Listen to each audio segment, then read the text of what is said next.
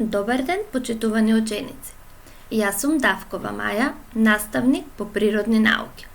На денешниот час ќе направиме една систематизација, повторување на темата животниот циклус на цветните растенија.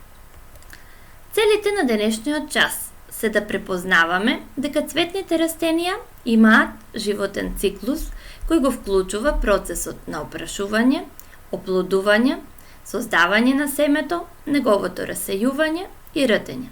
Треба да знаеме што е опрашување, оплодување, видовите на расејување на семе и рдење. Затоа, земете ги вашите тетрадки и моливчиња и да започнеме. На овој слайд треба да ги напишете деловите на растенијата кои што цутат, да ги сместете во празните правоаголничиња, но на правилно место. Од десната страна ви се дадени зборовите корен, стебло, лист, цвет, плод и семе. Не се сомневам дека ќе решите правилно задачата. Можете и да си проверите. Ученици, деловите на растенијата кои што цутат можеме да ги поделиме на вегетативни и генеративни органи. Коренот, стеблото и листот представуваат вегетативни органи на растенијето.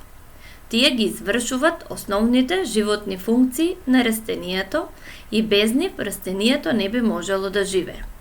Коренот од почвата ги црпи минералните материи и водата и преку спроводни садови ги предава на стеблото, кое што пак понатаму ги предава на гранките и на листовите. Цветот, семето и плодот представуваат генеративни органи на едно растение. Тоа се делови на растенијето кои што се одговорни за размножувањето или репродукцијата на растенијето. Дали можете да ги наброите деловите на цветот? Еве, јас ќе ви помогнам. Обоените ливчиња на цветот се наречени венечни ливчиња. Кај различни видови на цветови, тие се различно обоени и помагат во процесот на опрашувањето на цветот. Понатаму, машкиот дел на цветот се нарекува прашник, се состои од прашникова кеса и прашников конец. Женскиот дел на цветот се нарекува толчник и се состои од устенце, столче и плодница во која што се наоѓа јајцеклетката или јајце. Кај различни видови на цветови може да се случи да машките полови клетки се наоѓаат на едно растение, а на другото растение да се наоѓаат само женските делови на цветот или толчникот. И тие се наречени дводомни растенија. Додека, како што е на оваа слика, станува збор за еднодомно растение, бидејќи прашниците и толчникот се наоѓаат кај истото растение. Зелените ливчиња се наречени чашкини ливчиња. Тие формираат цветната ложа, која што преку цветната дршка се поврзува со стеблото. Тие не учествуваат во процесот на опрашувањето, меѓутоа го заштитуваат цветот и ја заштитуваат цветната пупка.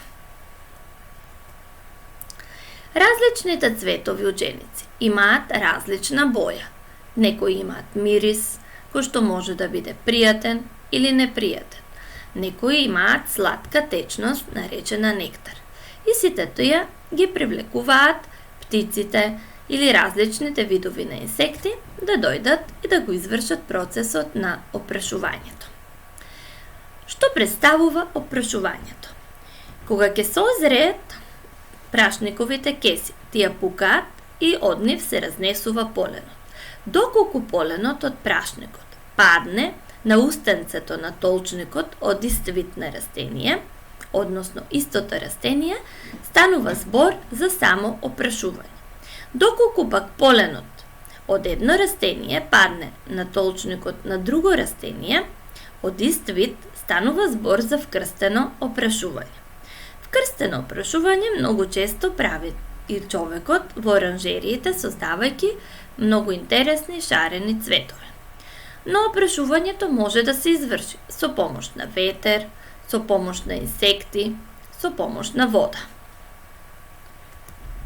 Откако поленот ќе дојде до лепливото устенце, формира цевче кое што се спушта низ столпчето и доаѓа до плодницата, и кога машката и женска полова клетка ќе се спојат, настанува процесот на оплодување. Откако ќе биде извршено оплодувањето, цветот почнува да се суши. Се создава плод кој што го заштитува семето, но може да помогне и при неговото расејување. Расејувањето на семето може да се изврши на различни начини, и тоа со животни, со вода, со само распукување и со ветер. Животните многу често помагат во процесот на расејување на семето, преку нивниот измет, носејќи ги семките на нивното крзно или закупувајќи ги. Само распукување настанува кај некои растенија кои што кога ќе созреат, се распукуват и се разнесува семето. Водата исто така може да ги разнесе семињата, носејќи ги до копното, каде што кога ќе наидат на поволни услови, тие понатаму може да се развијат во растенија. Растенијата кои што имаат семки кои што се расејуваат со ветер се многу лесни и можат да бидат однесени од ветрот подалеку од растението родител. Растење на семињата. Не сите семки можат да се развијат во ново растение. Првата фаза од развојот на растението се нарекува ртење. Откако семката ќе најде на поволни услови, таа ја распукува својата лушпа и прво почнува да расте коренчето вертикално надолу, па да се развива никулецот вертикално нагоре. Значи, постојат 4 фази во растот на семињата. И тоа, првата фаза, рековме, се нарекува ртење, па имаме садница, младо растение и на крај се создава возрасно растение кое што може да има цветови кои понатаму ќе имат процес на опрашување, оплодување, создавање на плод. Еве овде повторно ги имаме фазите во растот на семињата.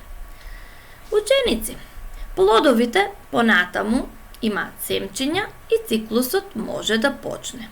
Значи, рековме, од семче се создава прво процесот на ртење, садницата, младото растение, се создава возрасно растение, плодовите, и на тој начин се создава еден кружен процес или животен циклус на цветните растенија.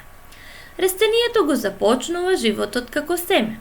Рти прераснува во растение, возрастното растение создава цветови кои што се опрашуваат, се оплодуваат, произведуваат плод или мешунка и семињата потоа повторно формираат ново растение.